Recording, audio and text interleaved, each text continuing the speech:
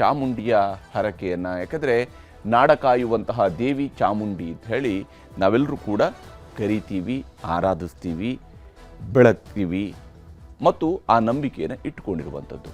ಆದರೆ ನಾಡ ಕಾಯುವ ತಾಯಿಯ ವಿಚಾರಕ್ಕೆ ಸಂಬಂಧಪಟ್ಟಂತೆ ಬಂದಾಗ ನಾಡನ್ನು ಕಾಯೋದು ಅಂತ ಹೇಳಿದರೆ ಎಲ್ಲರನ್ನೂ ಕೂಡ ಕಾಯ್ತಾಳೆ ನಾಡದೇವಿ ಅನ್ನುವಂತಹ ನಂಬಿಕೆ ಪ್ರತಿಯೊಬ್ಬರಲ್ಲೂ ಕೂಡ ಇರುವಂಥದ್ದು.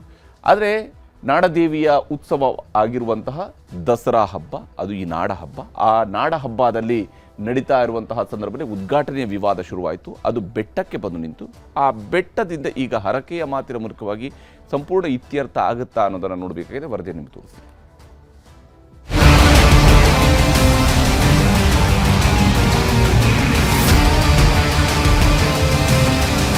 ನಾಡ ಹಬ್ಬ ದಸರಾ ಮೇಳೈಸೋದಕ್ಕೂ ಮೊದಲೇ ರಾಜಕೀಯದ ಅಬ್ಬರ ಜೋರಾಗಿದೆ. ದುಷ್ಟಶಕ್ತಿಗಳ ನಾಶ ಮಾಡುವ ವಿಶ್ವಾಸದೊಂದಿಗೆ ಆಚರಿಸುವ ಹಬ್ಬಕ್ಕೂ ಮೊದಲೇ ದುರದೃಷ್ಟಕರ ರೀತಿ ಚರ್ಚೆಗಳು ನಡೆಯುತ್ತಿವೆ. ಖುಷಿಯಿಂದ ಸಂಭ್ರಮಿಸಬೇಕಾದ ದಸರಾಕ್ಕೂ ಮೊದಲು ದ್ವೇಷ ತುಂಬಿದ ಮಾತುಗಳೇ ಕಾರುಬಾರು ನಡೆಸುತ್ತಿವೆ.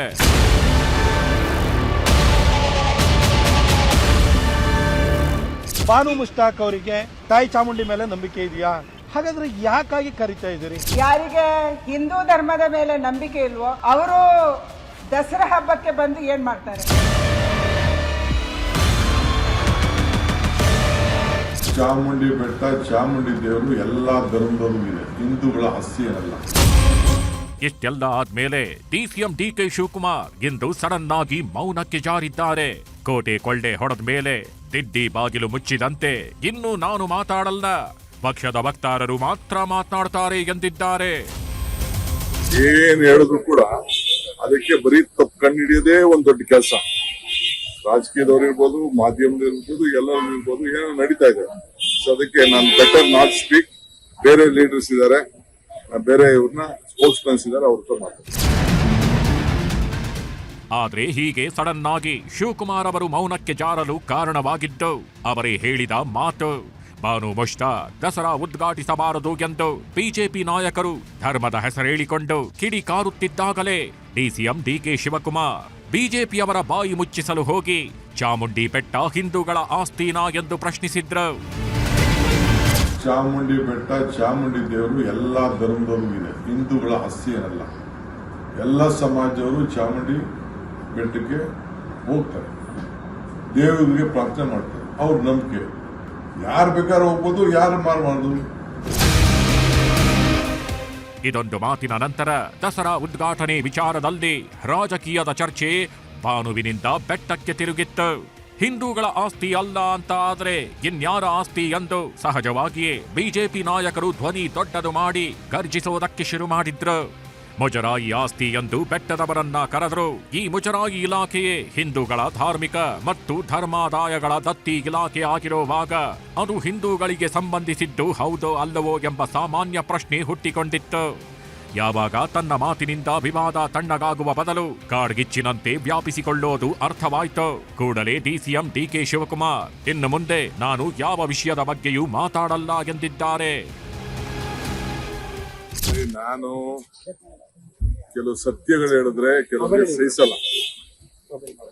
ಪ್ರಮೋದೇವಿ ದೇವ್ರಿಗೂ ಇರ್ಬೋದು, ಇರ್ಬೋದು, ಅಸೆಂಬ್ಲಿ ಇರ್ಬೋದು, ಏನ್ ಹೇಳಿದ್ರು ಕೂಡ ಅದಕ್ಕೆ ಬರೀ ತಪ್ಪು ಕಂಡುಹಿಡಿಯೋದೇ ಒಂದ್ ದೊಡ್ಡ ಕೆಲಸ. ರಾಜಕೀಯದವ್ರು ಇರ್ಬೋದು, ಮಾಧ್ಯಮದವ್ರು ಇರ್ಬೋದು, ಎಲ್ಲರೂ ಇರ್ಬೋದು, ಏನೋ ನಡೀತಾ ಇದೆ. ಸೊ ಅದಕ್ಕೆ ನಾನು ಬೆಟರ್ ನಾಟ್ ಸ್ಪೀಕ್. ಬೇರೆ ಲೀಡರ್ಸ್ ಇದ್ದಾರೆ, ಬೇರೆ ಇವ್ರನ್ನ ಸ್ಪೋಕ್ಸ್ ಪರ್ಸನ್ಸ್ ಇದ್ದಾರೆ, ಅವ್ರ ಮಾತಾಡ್ತಾರೆ. ಇತ್ತಕ್ಕೂ ಡಿಸಿಎಂ ಹೀಗೆ ಏಕಾಏಕಿ ಮೌನಕ್ಕೆ ಶರಣಾಗಲು ಕಾರಣ ಅವರದ್ದೇ ಮಾತಿನಿಂದ ಶುರುವಾದ ವಿವಾದ ಅನ್ನೋದ್ರಲ್ಲಿ ಅನುಮಾನವಿಲ್ಲ. ಡಿಕೆಶಿ ಮಾತುಗಳನ್ನೇ ಅಸ್ತ್ರ ಮಾಡಿಕೊಂಡಿದ್ದ ಬಿಜೆಪಿ ಹೆಜ್ಜೆ ಹೆಜ್ಜೆಗೂ ಟಾಂಗ್ ಕೊಡುತ್ತಲೇ ಇತ್ತು. ಸಿಎಂ ಪಟ್ಟದ ಮೇಲೆ ಕಣ್ಣಿಟ್ಟಿರುವ ಡಿಕೆಶಿಯಿಂದ ಯಾರ ಓಲೈಕೆಗೆ ಇದೆಲ್ಲ ಹೇಳಿಕೆ ಅನ್ನೋದು ಬಿಜೆಪಿ ನಾಯಕರ ಪ್ರಶ್ನೆಯಾಗಿದೆ. ಬಿಜೆಪಿಗೆ ತಿರುಗೇಟು ಕೊಡಲು ಹೋಗಿ ಎಡವಟ್ಟು ಮಾಡಿಕೊಂಡಿದ್ರಾ ಎಂಬ ಪ್ರಶ್ನೆಗಳು ಇದೀಗ ಎದ್ದಿವೆ. ಚಾಮುಂಡಿ ಬೆಟ್ಟ ಹಿಂದೂಗಳ ಆಸ್ತಿಯಲ್ಲ ಎನ್ನುವ ಮೂಲಕ ಭಕ್ತರ ಭಾವನೆಗಳಿಗೆ ಧಕ್ಕೆ ಮಾಡಿದ್ರಾ ಡಿಕೆ ಎಂಬ ವಾದವೂ ವ್ಯಕ್ತವಾಗ್ತಿದೆ. ಮುಜರಾಯಿ ಆಸ್ತಿ ಎಂಬ ಸಮರ್ಥನೆಯಿಂದ ವಿವಾದ ಮತ್ತಷ್ಟು ಹೆಚ್ಚಳವಾಗಿದೆ. ಹೀಗಾಗಿ ವಿವಾದ ಜಾಸ್ತಿಯಾಗುತ್ತಿದ್ದಂತೆ ಸೈಲೆಂಟ್ ಆಗಲು ಡಿಕೆ ಶಿವಕುಮಾರ್ ನಿರ್ಧಾರ ಮಾಡಿದ್ದಾರೆ.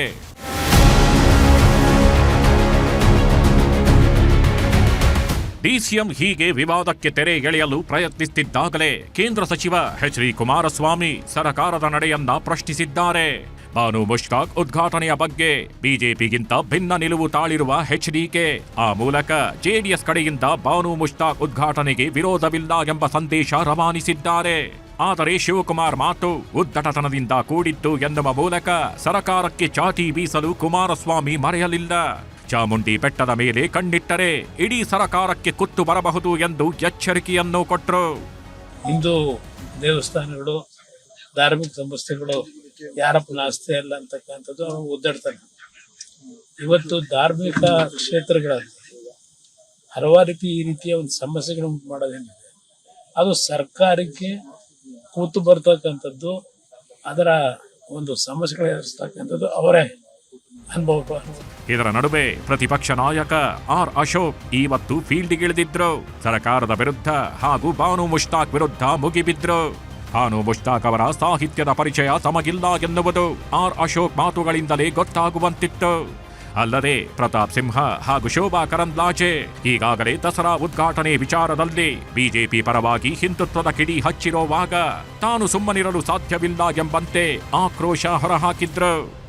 ಮಿಸ್ಟರ್ ಸಿದ್ದರಾಮಣ್ಣ, ನಿನಗೆ ಬೇರೆ ಯಾರು ಸಿಕ್ಕಿಲ್ವಾ? ಹಿಂದುಳಿದವರು ಯಾರು ಸಿಕ್ಕಿಲ್ಲ? SC STಗಳಲ್ಲಿ ಯಾರು ಸಿಕ್ಕಿಲ್ವಾ? ಬೇರೆ ಸಮುದಾಯದವರು ಯಾರು ಸಿಕ್ಕಿಲ್ವಾ? ಹೋಗಿ ಹೋಗಿ ಇದೇ ಹಿಡ್ಕೊಂಬರ್ತೀಯಲ್ಲ. ಯಾರು ಸಿಕ್ಕಿಲ್ಲ ಅಂದ್ರೆ ಈ ಹಿಂದೂ ಸಮುದಾಯದಲ್ಲಿ ಯಾರು ಸಿಕ್ಕಿಲ್ಲ ಅಂದ್ರೆ ಯಾರು ಇಲ್ಲ. ಹಿಂದೂಗಳಲ್ಲಿ ಒಳ್ಳೆಯವ್ರು ಯಾರು ಇಲ್ಲ, ದೇಶಕ್ಕೋಸ್ಕರ ಹೋರಾಟ ಮಾಡಿದವರು ಯಾರು ಇಲ್ಲ, ಒಳ್ಳೆ ಕವಿಗಳಿಲ್ಲ ಹಿಂದೂಗಳಲ್ಲಿ, ಒಳ್ಳೆ ಜ್ಞಾನಿಗಳಿಲ್ಲ. ಬಿಟ್ಬಿಡಿ, ಯಥಾಸುತ್ತಿ ಇಲ್ಲೇ ಹೋಗಿ ಹಿಡ್ಕೊಂಡ್ತಿರಲ್ಲ. ನೀವು ಕೋಟ್ಯಾಂತರ ರೂಪಾಯಿ ಖರ್ಚು ಮಾಡಿ ಭುವನೇಶ್ವರಿಯ ವಿಗ್ರಹವನ್ನ ಇಲ್ಲಿ ಮಾಡ್ತಾ ಇದ್ದೀರಾ. ಅದೇ ವಿಗ್ರಹದ ಬಗ್ಗೆ ಈ ಅಮ್ಮ ಕಾಮೆಂಟ್ ಮಾಡ್ತಾರೆ. ಕನ್ನಡವನ್ನ ಭುವನೇಶ್ವರಿ ಮಾಡ್ಬಿಟ್ರಂತೆ. ಇನ್ನೇನು ಪಾಕಿಸ್ತಾನಿ ಮಾಡ್ಬೇಕಾಯ್ತಾ? ಪಾಕಿಸ್ತಾನಿ ದೇವ್ರು ಮಾಡ್ಬೇಕಾಯ್ತಾ? ನಾವು ಭುವನೇಶ್ವರಿನೇ, ಕನ್ನಡ ತಾಯಿ ಭುವನೇಶ್ವರಿನೇ, ಭಾರತ ತಾಯಿ ಭಾರತ ಮಾತೇನೆ. ಅದಕ್ಕೆ ಅರ್ಶಿನ ಕುಂಕುಮ ಹಚ್ಬಿಟ್ರಂತೆ. ಇನ್ನೇನು ಹಚ್ಬೇಕಾಯ್ತು? ಸೊಂಟು ಹೊಡಿಬೇಕಾಯ್ತಾ? ಸಾಬ್ರು ಸೊಂಟು ಹೊಡ್ಕೊಂತಾರಲ್ಲ, ಹತ್ತಾರ ಹೊಡ್ಕೊಬೇಕಾಯ್ತು. ಅದನ್ನ ಅರ್ಶಿನ ಕುಂಕುಮನೇ ಹಾಕೋದು, ಹತ್ತಾರಲ್ಲ ಹೊಡೆಯೋದು ನಾವು. ಹೀಗೆ ಪ್ರತಿಪಕ್ಷ ನಾಯಕ ಆರ್ ಅಶೋಕ್ ತಮ್ಮ ಪಾಂಡಿತ್ಯವನ್ನು ಜನರ ಮುಂದೆ ಪ್ರದರ್ಶನಕ್ಕಿಟ್ಟರೆ ಡಿಸಿಎಂ ಮಾತಿಗೆ ಕೇಂದ್ರ ಸಚಿವ ಪ್ರಹ್ಲಾದ್ ಜೋಶಿ ಕುಟುಕಿದ್ದಾರೆ. ಡಿಕೆಶಿ ಇತ್ತೀಚೆಗೆ ಕನ್ಫ್ಯೂಸ್ ಆದಂತೆ ಕಾಣ್ತಿದ್ದಾರೆ ಎಂದರು. ಒಮ್ಮೆ RSS ಗೀತೆ ಹಾಡ್ತಾರೆ, ಹಿಂದೂ ಆಸ್ತಿನ ಅಂತಾರೆ. ಇದೆಲ್ಲವೂ ಗೊಂದಲಮಯ ಎಂದು ಡಿಕೆಶಿಗೆ ಮಾತಲ್ಲೇ ಚುಚ್ಚಿದ್ರು. ಸಂಘದ ಪ್ರಾರ್ಥನೆ ಹೇಳಿದ ನಂತರ ಅವ್ರ ಮೇಲೆ ಮುಗಿದು ಬಿದ್ದಾರ. ಆ ಮುಗಿದು ಬಿದ್ದಿರುವಂತಹ ಹಿನ್ನೆಲೆ ಒಳಗ ಅವರು ಗಾಬರಿಗೊಂಡು ಏನೇನೋ ಹೇಳಿಕೆಯನ್ನು ಕೊಡ್ತಾ ಇದ್ದಾರೆ. ಅವರು ಕಾಂಗ್ರೆಸ್ಗೆ ಒಂದ್ಸರ್ತಿ ಹೆದರಿಸ್ಲಿಕ್ಕೆ ಹೋಗ್ತಾರೆ ಹೈಕಮಾಂಡ್ಗೆ. ಆ ನಂತರ ಬಹಳ ಮೈ ಮೇಲೆ ಬಿದ್ದ ಮೇಲೆ ಮತ್ತೊಂದು ಸ್ಟೇಟ್ಮೆಂಟ್ ಕೊಡ್ತಾರೆ. ನಾವು ಅವರಿಗೆ ಅಧಿಕಾರ ಕೊಡ್ತಾರ ಇಲ್ಲೋ ಅನ್ನುವಂತ ಒಂದು ಕನ್ಫ್ಯೂಷನ್ದಾಗ ಅವರು ಬಹಳ ಭಯಪಟ್ಟು ಏನೇನೋ ಒಂದೊಂದು ಹೇಳಿಕೆ ಕೊಡ್ತಾರೆ. ಡಿಕೆ ಶಿವಕುಮಾರ್ ಹೇಳಿಕೆಯ ಹಿಂದೆ ಯಾರನ್ನೋ ಮೆಚ್ಚಿಸೋ ಕೆಲಸವಿದೆ ಎಂದು ಕೇಸರಿ ನಾಯಕರು ಕಾಂಗ್ರೆಸ್ ಕಡೆಗೆ ತಮ್ಮ ಟೀಕಾ ಪ್ರಹಾರ ಮುಂದುವರೆಸಿದ್ದಾರೆ. ಹೈಕಮಾಂಡ್ ಓಲೈಕೆಗಾಗಿಯೇ ಹೀಗೆಲ್ಲ ಮಾತಾಡ್ತಿದ್ದಾರೆ. ಹಿಂದೂಗಳ ಆಸ್ತಿನಾ ಎಂದು ಪ್ರಶ್ನಿಸುವವರು ಚಾಮುಂಡಿ ಬೆಟ್ಟವನ್ನ ವಕ್ಫ್ ಬೋರ್ಡ್ಗೆ ಬರೆದು ಬಿಡ್ತಾರಾ ಎಂದು ಪ್ರತಿಪಕ್ಷ ನಾಯಕ ಆರ್ ಅಶೋಕ್ ಪ್ರಶ್ನಿಸಿದ್ದಾರೆ. ಯಾಕೆ ಹಿಂದೂಗಳ ಭಾವನೆಗಳಿಗೆ, ಈ ದೇಶದ ಸತ್ಸಂಪ್ರದಾಯಗಳಿಗೆ, ನೂರಾರು ವರ್ಷಗಳಿಂದ ನಡ್ಕೊಂಡು ಬಂದಿರೋ ಪದ್ಧತಿಗಳಿಗೆ ನೀವು ಇನ್ನೊಬ್ಬರನ್ನ ಓಲೈಕೆಗೋಸ್ಕರವಾಗಿ ನಮ್ಮ ತನವನ್ನು, ನಮ್ಮ ಇತಿಹಾಸವನ್ನು ನೀವೆಲ್ಲ ಒಂದು ಕಡೆ ಒತ್ತೆ ಇಡ್ತಕ್ಕಂಥ ಪಾಪದ ಕೆಲಸಕ್ಕೆ ನೀವು ಕೈ ಹಾಕಬೇಡಿ ಅಂತ ನನ್ನ ಮನವಿ. ನೀವು ಯಾರನ್ನೋ ಖುಷಿ ಪಡಿಸೋದಕ್ಕೆ, ಗಾಂಧಿ ಕುಟುಂಬದವ್ರನ್ನ ಖುಷಿ ಪಡಿಸೋದಕ್ಕೆ ಈ ರೀತಿ ಹಿಂದೂಗಳಿಗೆ ಅಪಮಾನ ಮಾಡುವಂಥದ್ದು ಹಿಂದೂ ಸಮಾಜ ಒಪ್ಪೋದಕ್ಕೆ ಸಾಧ್ಯ ಇಲ್ಲ. ಇದು ನಮಗೂ ಕೂಡ ಗೊತ್ತಿದೆ. ದಸರಾ ಉತ್ಸವ ಇರ್ಬೋದು, ಚಾಮುಂಡಿ ಬೆಟ್ಟ ಇರ್ಬೋದು, ಎಲ್ಲ ಧರ್ಮೀಯರು ಕೂಡ ಭೇಟಿಯನ್ನು ಕೊಡ್ತಾರೆ. ಆದರೆ ಇದು ಹಿಂದೂಗಳಿಗೆ ಸಂಬಂಧಪಟ್ಟಿದ್ದಲ್ಲ ಅಂತ ಈ ರೀತಿ ಹೇಳಿಕೆಗಳು ಇವತ್ತು ಹಿಂದೂಗಳಿಗೆ ಅಪಮಾನ ಮಾಡ್ತಕ್ಕಂಥ ನಿಟ್ಟಿನಲ್ಲಿ ಹೇಳಿಕೆಯನ್ನು ಕೊಟ್ಟಿದ್ದಾರೆ. ಅದು ಅಕ್ಷಮ್ಯ ಅಪರಾಧ. ಬಹುಶಃ ನನಗನ್ನಿಸ್ತದೆ ಅಥವಾ DK ಶಿವಕುಮಾರ್ ಅವರು ಏನು ಮುಖ್ಯಮಂತ್ರಿ ಆಗಬೇಕು ಅನ್ನುವ ಕನಸನ್ನು ಕಾಣ್ತಾ ಇದ್ದಾರೆ. ಆ ಕನಸು ನನಸಾಗಬೇಕು ಅಂತೇಳಿ ಇವತ್ತು ಗಾಂಧಿ ಕುಟುಂಬದವರಿಗೆ ಖುಷಿ ಪಡಿಸೋದಕ್ಕೆ ಈ ರೀತಿ ಹೇಳಿಕೆಗಳನ್ನು ನೀಡ್ತಾ ಇದ್ದಾರೆ. ವಕ್ಫ್ ಬೋರ್ಡ್ಗೆ ಇದನ್ನು ಯಾವಾಗ ಖಾತೆ ಮಾಡಿಕೊಡ್ತೀರಾ? ಇದು ಹಿಂದೂಗಳ ಆಸ್ತಿ ಅಲ್ಲ ಅಂದರೆ ಅಲ್ಲಿ ಯಾವಾಗ ಮಸೀದಿ ಕಟ್ತೀರಾ? ಅಲ್ಲಿ ಯಾವಾಗ ಗೋರಿಗಳನ್ನು ಉತ್ಪತ್ತಿ ಮಾಡ್ತೀರಾ? ಈ ದತ್ತಪೀಠದಲ್ಲಿ ಉತ್ಪತ್ತಿ ಮಾಡಿದಿರಲ್ಲ ಗೋರಿಗಳನ್ನು, ಹಂಗೆ ಇಲ್ಲಿ ಯಾವಾಗ ಗೋರಿಗಳನ್ನು ಉತ್ಪತ್ತಿ ಮಾಡ್ತೀರಾ? ಅಂದರೆ ಚಾಮುಂಡೇಶ್ವರಿ ಅನ್ನೋವಂಥದ್ದು ಹಿಂದೂ ದೇವತೆನೇ ಅಲ್ಲ ಅಂತ ಹೇಳಿದ್ರೆ ನಿಮಗೆ ಕಾಂಗ್ರೆಸ್ ಅವರಿಗೆ ಏನು ಹೇಳಬೇಕು ಅಂತ ಅರ್ಥ ಆಗ್ತಾ ಇಲ್ಲ. ಬಿಜೆಪಿ ನಾಯಕರು ಹೀಗೆ ಟೀಕೆ ಮಾಡ್ತಿರೋವಾಗ್ಲೇ ಬಾನು ಮುಷ್ತಾಕ್ ಆಯ್ಕೆಯನ್ನು ಕಾಂಗ್ರೆಸ್ ನಾಯಕರು ಸಮರ್ಥವಾಗಿ ಒಪ್ಪಿಕೊಳ್ಳುತ್ತಿದ್ದಾರೆ. ಆರ್ಎಸ್ಎಸ್ನಿಂದ ತರಬೇತಿ ಪಡೆದಿರುವ ಬಿಜೆಪಿ ನಾಯಕರ ಮನಸ್ಥಿತಿಗಳೇ ಇಂಥದ್ದು ಎಂದು ತಿರುಗೇಟು ಕೊಟ್ಟಿದ್ದಾರೆ. ದಸರಾ ಉದ್ಘಾಟನೆಗೆ ಬಾನು ಮುಷ್ತಾಕ್ ಅವ್ರನ್ನ ಮಾಡೋದಕ್ಕೇನೆ ಅದು ಒಂದು ರೀತಿ ಒಂದು ಪ್ರಚೋದನೆ ಮಾತುಗಳು ಅವರು ಆಡಿದ್ದಾರೆ.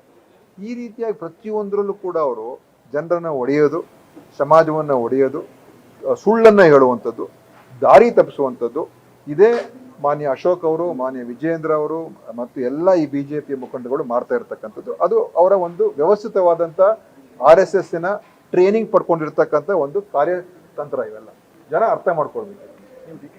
ಬಾನು ಮುಷ್ತಾಕ್ ಅವರು ಉದ್ಘಾಟನೆ ಮಾಡೋದಕ್ಕೆ ನಮ್ಮ ರಾಜ್ಯ ಸರ್ಕಾರ ಅವರಿಗೆ ಆಹ್ವಾನ ಕೊಟ್ಟಿದ್ದರು. ಅದಕ್ಕೆ ಕೆಲವು ಬಿ ಜೆ ಪಿಯವರು, ಎಲ್ಲರೂ ಅಲ್ಲ, ಕೆಲವರು ಬಿ ಜೆ ಪಿಯವರು ತಕರಾರು ಮಾಡ್ತಾಯಿದ್ದಾರೆ. ಅವರೇನು ಮುಷ್ತಾಕ್ ಅವರು ಎಲ್ಲ ಸರ್ವಧರ್ಮಗಳನ್ನು ಸಮಾನವಾಗಿ ನೋಡುವಂಥವರು, ಮೇಲು ಕೀಳು ಅನ್ನೋದೇನೂ ಇಲ್ಲ, ಎಲ್ಲ ಧರ್ಮಗಳು ಸಮಾನ ಅನ್ನೋದು ಅವ್ರ ಧರ್ಮದಷ್ಟೇ ನಮ್ಮ ಧರ್ಮವನ್ನು ಪ್ರೀತಿ ಮಾಡ್ತಾರೆ. ಬಾನು ಮುಷ್ತಾಕ್ ಅವರು ರಾಷ್ಟ್ರ ಪ್ರಶಸ್ತಿ, ಅಂತಾರಾಷ್ಟ್ರ ಮಟ್ಟಕ್ಕೆ ಅವರ ಸಾಧನೆಯನ್ನು ತೋರಿಸಿರೋದ್ರಿಂದ ಅವ್ರ ಬಗ್ಗೆ ಒಂದು ದೊಡ್ಡ ಗೌರವ ವ್ಯಕ್ತ ಆಗಿದೆ. ಅವರನ್ನು ಉದ್ಘಾಟನೆ ಮಾಡಲಿಕ್ಕೆ ನಮ್ಮ ಸರ್ಕಾರ, ಮುಖ್ಯಮಂತ್ರಿಗಳು ದಸರಾ ಕಮಿಟಿ ಕರೆದಿದ್ದಾರೆ. ಬಹುಶಃ ಏನು ವಿಚಾರ ಇಲ್ಲದಿದ್ದಾಗ ಏನಾರು ಒಂದು ತೀಟೆ ಮಾಡ್ತಕ್ಕಂಥದ್ದು ವಿರೋಧ ಪಕ್ಷದ್ದು. ವಿರೋಧ ಪಕ್ಷವರು ಈ ತೀಟೆ ಮಾಡಿದಾಗ ಸಾರ್ವಜನಿಕವಾಗಿ ಕೆಲವು ಭಿನ್ನಾಭಿಪ್ರಾಯಗಳು ಬರ್ತವೆ. ಸೊ ಸಾರ್ವಜನಿಕರ ಭಿನ್ನಾಭಿಪ್ರಾಯ ನಾವು ಗೌರವವಾಗಿ ಸ್ವೀಕಾರ ಮಾಡ್ತೀವಿ. ಹೀಗೆ ದಸರಾ ಹತ್ತಿರವಾಗುತ್ತಿರೋವಾಗಲೇ ಚಾಮುಂಡಿ ಬೆಟ್ಟದ ಜೊತೆಗೆ ಬಾನು ಮುಷ್ತಾಕ್ ಉದ್ಘಾಟನೆಯ ಬಗ್ಗೆಯೂ ದೊಡ್ಡ ಮಟ್ಟದಲ್ಲಿ ಚರ್ಚೆ ನಡೆಯುತ್ತಿದೆ. ಇದರ ನಡುವೆಯೇ ತಮ್ಮ ಗೆಳತಿ ತಾಯಿ ಚಾಮುಂಡೇಶ್ವರಿಗೆ ಕಟ್ಟಿಕೊಂಡಿರುವ ಹರಕೆ ತೀರಿಸಲು ಬೆಟ್ಟಕ್ಕೆ ಹೋಗಬೇಕು ಅಂದುಕೊಂಡಿದ್ದೆ. ಈಗ ತಾಯಿ ಚಾಮುಂಡಿಗೆ ಕರೆಸಿಕೊಂಡಂತಾಗಿದೆ ಎಂದು ಹೇಳುವ ಮೂಲಕ ಚಾಮುಂಡೇಶ್ವರಿ ಬಗ್ಗೆ ನಿಮಗೆ ನಂಬಿಕೆ ಇದೆಯೇ ಎಂದು ಪ್ರಶ್ನಿಸಿದವರಿಗೆ ಬಾನು ಮುಷ್ತಾಕ್ ನಗುನಗುತ್ತಲೇ ಉತ್ತರ ಕೊಟ್ಟಿದ್ದಾರೆ. ನನ್ನ ಪಕ್ಕದಲ್ಲಿಯೇ ಕೂತಿದ್ದ ಮೀನಾ ಮೈಸೂರು ಇವತ್ತು ಚಾಮುಂಡಿ ಬೆಟ್ಟಕ್ಕೆ ಹೋಗೋಣ, ನನ್ನ ಹರಕೆ ತೀರಿಸ್ತೀವೋಣ ಅಂತ ಕೇಳಿದ್ರು ನನಗೆ. ನಾನು ಮೀನಾ ಮೈಸೂರಿಗೆ ಹೇಳಿದೆ, ಸದ್ಯದಲ್ಲೇ ನಾನು ಒಂದು ವಾರದಲ್ಲಿ ಮತ್ತೆ ಬರ್ತೀನಿ ಮೈಸೂರಿಗೆ, ನಿಮ್ಮ ಜೊತೆಯಲ್ಲಿ ಇರ್ತೀನಿ, ಚಾಮುಂಡಿ ದೇವಸ್ಥಾನಕ್ಕೆ ಹೋಗೋಣ ಅಂತ ಹೇಳ್ಬಿಟ್ಟು ಹೇಳಿ ಬಂದೆ. ನಿಮ್ಮೊಡನೆ ಶೇರ್ ಮಾಡ್ಕೋಬೇಕು ಅನ್ನೋಂಥದ್ದು ಏನು ಅಂದರೆ, ಚಾಮುಂಡೇಶ್ವರಿ ತಾಯಿ ನನ್ನನ್ನು ಕರೆಸ್ಕೊಳ್ತಾ ಇದ್ದಾಳೆ ಮೈಸೂರಿಗೆ. ದಸರಾಗೂ ಮುಸ್ಲಿಮರಿಗೂ ಅರಸರ ಕಾಲದಿಂದಲೂ ನಂಟಿದೆ. ನಾಲ್ವಡಿ ಕೃಷ್ಣರಾಜ ಒಡೆಯರ್ ಕಾಲದಲ್ಲಿ ದಿವಾನರಾಗಿದ್ದ ಸರ್ ಮಿರ್ಜಾ ಇಸ್ಮಾಯಿಲ್ ಅವರನ್ನು ಮಹಾರಾಜರೇ ಅಂಬಾರಿ ಮೇಲೆ ತಮ್ಮ ಜೊತೆ ಕೂರಿಸಿಕೊಂಡು ದಸರಾ ಮೆರವಣಿಗೆಯಲ್ಲಿ ಸಾಗಿದ್ದ ಇತಿಹಾಸವಿದೆ. ಅದಕ್ಕೆ ವಿರೋಧ ವ್ಯಕ್ತವಾದಾಗ 2ನೇ ವರ್ಷ ಮತ್ತದೇ ರೀತಿಯಲ್ಲಿ ಮಿರ್ಜಾ ಇಸ್ಮಾಯಿಲ್ ರನ್ನ ಕೂರಿಸಿಕೊಂಡು ಹೋಗುವ ಮೂಲಕ ನಾಲ್ವಡಿ ಕೃಷ್ಣರಾಜ ಒಡೆಯರ್ ಈ ನಾಡಿನಲ್ಲಿ ಧರ್ಮಕ್ಕೂ ಮೀರಿದ ಬಾಂಧವ್ಯದ ಸಂಕೇತ ಸಾರಿದ್ದರು. ಇನ್ನು 2017ರಲ್ಲಿ ಡಾಕ್ಟರ್ KS ನಿಜಾರ್ ಅಹಮದ್ ದಸರಾ ಉದ್ಘಾಟಿಸಿದಾಗ ಯಾರಿಂದಲೂ ವಿರೋಧ ವ್ಯಕ್ತವಾಗಿರಲಿಲ್ಲ. ಸಾಹಿತಿಯಾಗಿ ಬಾನು ಮುಷ್ತಾಕ್ ಜನಸಾಹಿತ್ಯ ಸಮ್ಮೇಳನದಲ್ಲಿ ಆಡಿದ್ದ ಮಾತುಗಳನ್ನೇ ಮುಂದಿಟ್ಕೊಂಡು ಅವರು ದಸರಾ ಉದ್ಘಾಟನೆಗೆ ಬರಬಾರದು ಎನ್ನುವುದು ಎಷ್ಟು ಸರಿ? ಇದು ಓರ್ವ ಮುಸ್ಲಿಂ ಮಹಿಳೆ ಎಂಬ ಕಾರಣಕ್ಕಾಗಿ ಮಾಡುತ್ತಿರುವ ವಿರೋಧವೇ ಎಂಬ ಪ್ರಶ್ನೆಗಳಿಗೂ ವಿರೋಧಿಸುವವರು ಉತ್ತರ ನೀಡಬೇಕಿದೆ.